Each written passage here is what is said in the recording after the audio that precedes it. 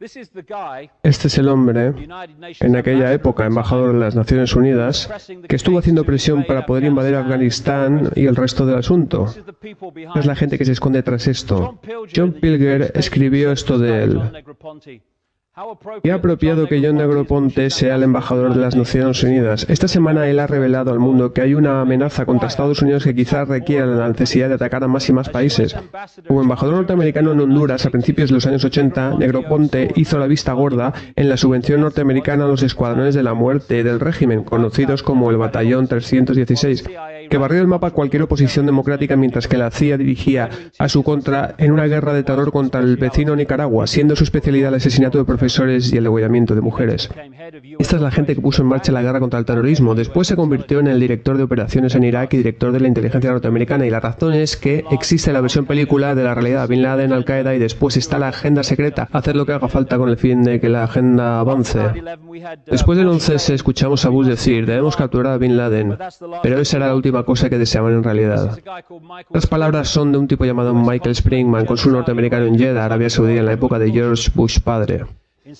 Durante mi estancia en Arabia Saudí se me ordenó repetidamente por parte de oficiales de alto rango del Departamento de Estado el crear visados para personas que no cumplían los requisitos para ello. Esto eran esencialmente gente que no tenía ningún tipo de relación ni con Arabia Saudí ni con Estados Unidos. Me quejé amargamente durante mi estancia allí. Cuando volví a los Estados Unidos puse una queja al Departamento del Estado, a la Oficina General de Administración, a la Oficina de Seguridad Diplomática y a la Oficina del Inspector General. Todos me ignoraron. De lo que me estaba quejando fue de hecho un esfuerzo para traer a los Estados Unidos a reclutas seleccionados por Osama Bin Laden para que recibieran entrenamiento en técnicas de terrorismo por parte de la CIA. Una vez acabado el entrenamiento, ellos fueron devueltos a Afganistán para entonces luchar contra los soviéticos. Greg Palast, un periodista de verdad, en su informe en Newsnight, escribió esto. Recibí una llamada telefónica de un alto cargo de la Agencia de Inteligencia de los Estados Unidos. Me contó que aunque siempre ha habido ciertas reticencias en investigar a los saudíes, bajo el gobierno de George Bush la cosa se ha puesto mucho peor. Después de las elecciones se ordenó a las agencias que dieran marcha atrás en la investigación de la familia Bin Laden y de la familia real saudí, y eso enfureció a los agentes. Es el informe de un periodo anterior al 11S, algunos meses antes. Y Robin Cook, el antiguo secretario de Asuntos Exteriores, que desafortunadamente murió de un ataque al corazón cuando aún tenía muchas cosas que decir sobre este tema, dijo en un artículo en el Guardian, justo antes de morir, entre los años 80, Bin Laden fue armado por la CIA y financiado por los saudíes para que hiciera la guerra santa contra la ocupación rusa en Afganistán. Al-Qaeda, que significa literalmente la base de datos, fue originalmente un fichero ordenador con miles de datos de mujahidines que fueron reclutados y entrenados con la ayuda de la CIA para intentar derrotar a los rusos. Ellos crearon el problema para poder ofrecer la solución, que es su guerra contra el terrorismo, que por su misma naturaleza es una guerra que nunca puedes decir que ha acabado. Es una guerra sin final.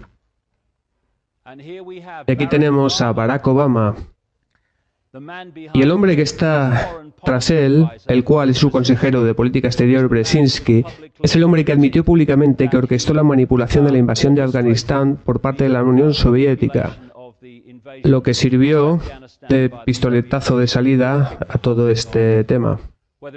Y ya sea un demócrata o un republicano, del Partido Laborista o conservador, siempre la misma fuerza es la que está dirigiendo el espectáculo.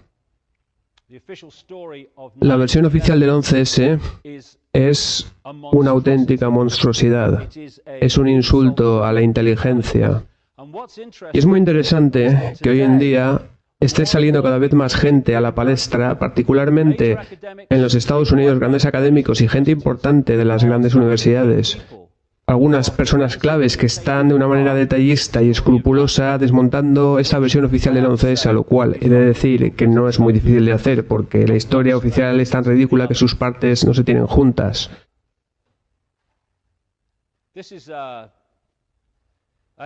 Esto es un turbante que se suponía que estaba en uno de los aviones que chocaron en Pensilvania, el vuelo 93.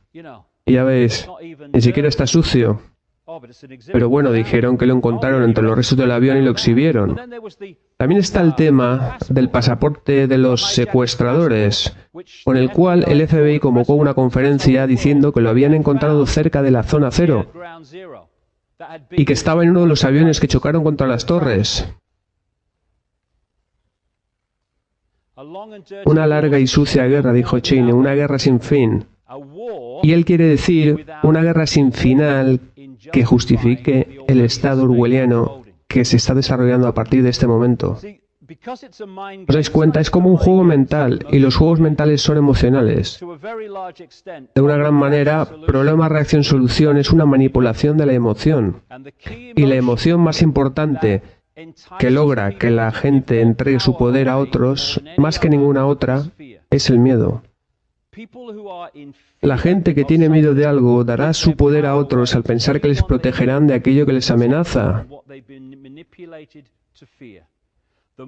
Cuanto más se nos pueda persuadir para que sintamos miedo, más probable será que aceptemos aparentes soluciones a aquello que tememos.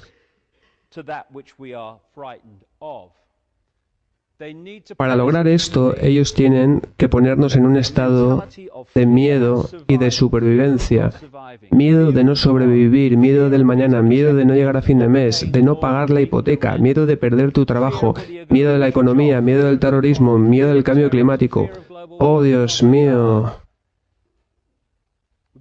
Y siendo bombardeados con 1000 razones para temer, esa es la clave del control sobre todas las demás. Pero tenemos una elección, siempre hay una, entre la aceptación de ese miedo, aceptando el estado orwelliano, o bien olvidando nuestra obsesión con el miedo, levantando nuestras cabezas y haciendo algo al respecto. Como por ejemplo dejar de cooperar con la creación de nuestra propia prisión. Desde el 11S, la creación del Estado orwelliano se ha puesto en órbita. Y como últimos ejemplos, si vais a cualquier ciudad de Gran Bretaña hoy en día, veréis una media de 300 cámaras. Ahora están hablando del escaneo de retina, huellas digitales, bases de datos de ADN, y esto es el andar de puntillas hacia el totalitarismo.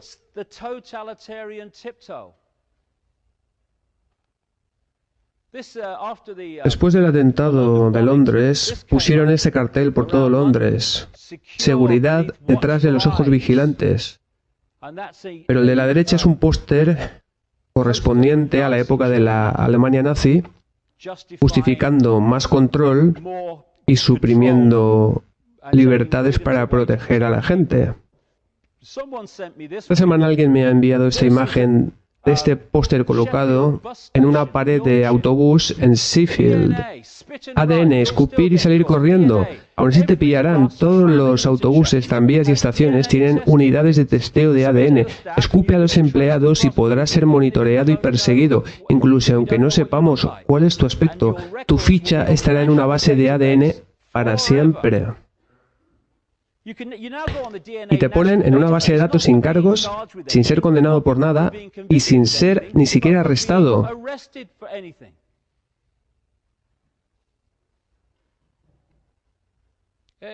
Más ejemplos. Vigila a los terroristas entre nosotros. Consigue que la gente se vigile entre sí. Prometo nunca cuestionar ni reclamar mis derechos. Deja de hacer preguntas. Silencio, cállate. Aquí hay una zona de libertad de expresión. ¿Qué te parece? ¿Ves cómo hay libertad? Lo único es que no hay nadie cerca para escucharte. Y de esto se trata. No es algo sacado del Mago de Oz. Quizás ocasionalmente. Esto está ocurriendo delante de nuestros propios ojos día a día. Esto es lo que dijo Hitler para justificar la creación de la Gestapo. Un mal existe que amenaza a cada hombre, mujer y niño de esta gran nación. Debemos de tomar los pasos necesarios para asegurar nuestra seguridad doméstica y proteger a nuestra nación. Y esto es así, casi literalmente, lo que dijeron para justificar la creación de lo que llamaron seguridad doméstica en Estados Unidos. Y ahora estamos hablando de seguridad doméstica en Gran Bretaña, la versión tecnológica de lo que ya hemos visto antes, pero a un nivel global. Hola, ¿veis ahora el elefante en el salón?